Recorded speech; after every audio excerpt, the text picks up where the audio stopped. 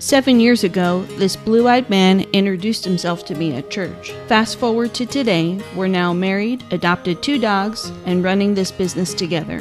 Somewhere in between all of this, he started what I call his passion project, where he created multiple Facebook groups where RVers can share their problems, repairs, fixes, and upgrades. You've seen our series, What's in the Shop. Now we're sharing What's in the Group. This is where we pull from the many posts and direct messages from YOU, and I let Dustin do what he does best, and that's help.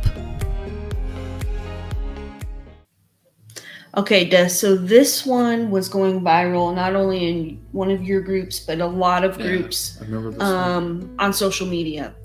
So this one says, please make sure check your LP alarm is working, or if you don't have one, get one installed. This happened today in a site next to us. My wife and our dog were okay, and so was our camper. It blew out 30 to 40 feet on the other side. And another post says, update, according to the Murray County Sheriff's Office, 2 campers apparently weren't aware that there had been a propane gas leak in the RV.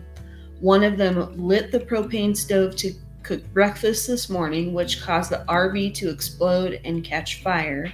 The couple was airlifted by medical helicopter, and the state fire marshal is investigating. Explosion reported at River Rest Campground in Murray County. Several Life Force helicopters inbound to the scene. And then there's a few more. Ooh. That's so horrific.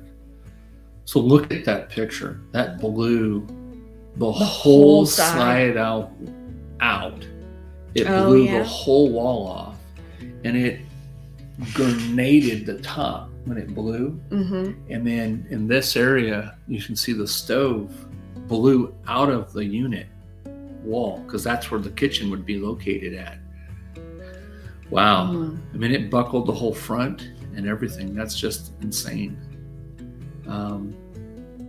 So what I would say in this particular scenario is, number one, it's an older unit. Mm-hmm. And all the propane leak detectors and carbon monoxide detectors and smoke detectors, those are only guaranteed to last like 5 years. Right. They're basically puffing the air and sensing is there chemicals present, and if it is, it's going to go off.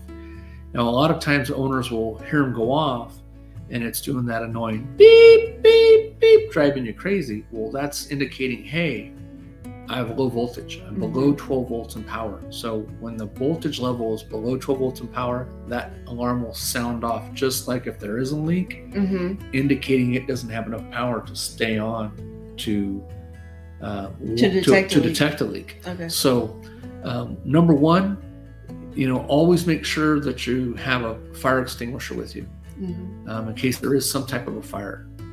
Number two, if those sensors, check those. Most of the time it's just 2 screws to hold them in. Take the 2 screws out, pull it off the wall or out of the wall if it's a recess, flip it over, and there's going to be an expiration date on it, or there's going to be a date of manufacture. They're only good for 5 years.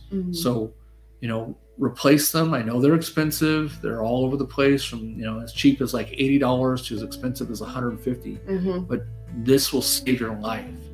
Too many times over the 25 years I've been doing this, I've seen people get, killed, burned alive.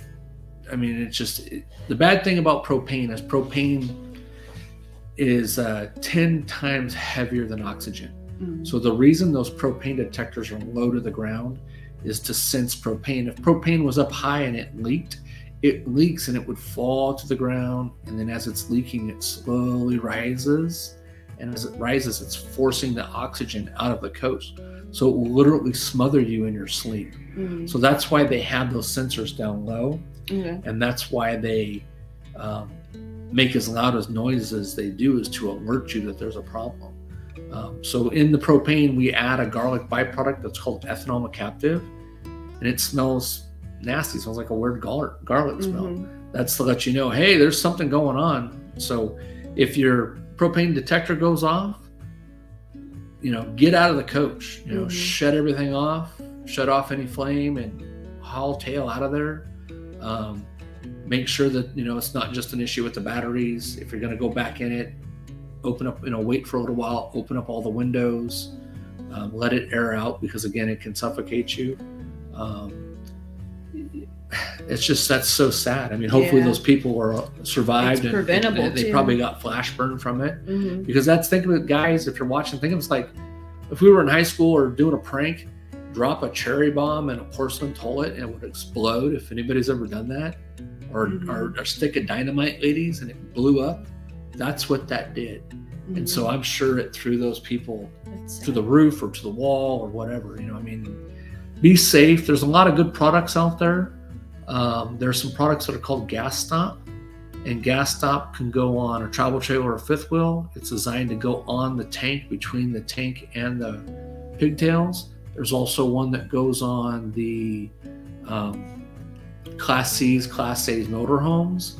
And those, if they indicate a leak that just sprung loose instantly, it shuts down the system 100%. So things like a safety cutoff valve. But if you have a slow leak, this can happen.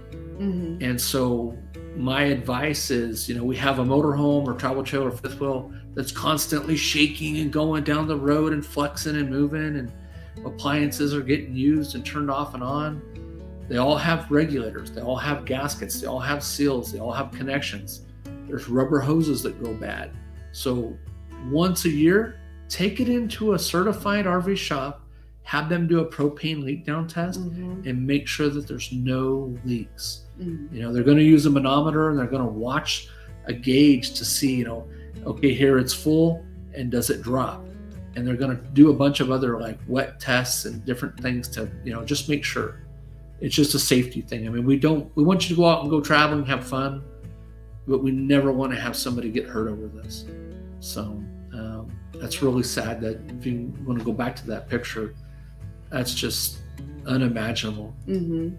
And, you work your whole life in order to purchase something that expensive, and then, one misuse. So guys, if it's, hey, I can fix my water heater, or hey, I can fix my furnace, or hey, I can fix my stove or refrigerator, sometimes, like my wife here says, you're not going to pull a Tim Allen. Mm-hmm. Let the experts handle it. So stuff like that, let guys like us do that. We know what to look for. So perfect. Have you joined one of our groups? Well, what are you waiting for?